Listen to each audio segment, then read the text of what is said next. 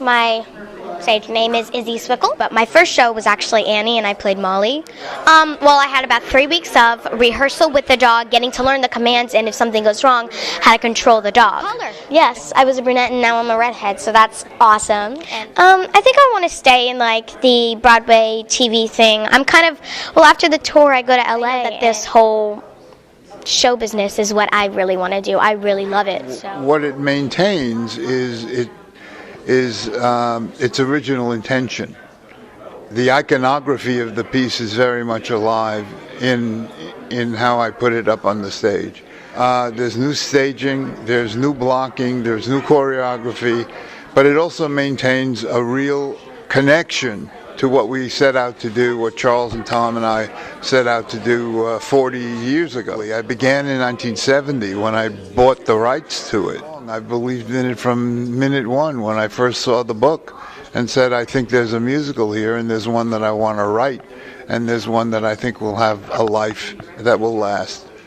Peter Stone and Richard Rodgers and I did a musical in 1970 called 2 by 2 that had Danny Kaye in it. And I'm in the process of trying to get that back up and running again. And I'm doing a brand new musical that's really a significant piece. It's based on the life of Raoul Wallenberg. I started writing in 1961.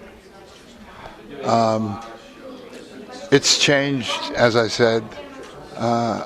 Music has changed. What the audience's expectation in the theater has changed. But in the final analysis, it's all text-driven. What is it about? What is the piece about?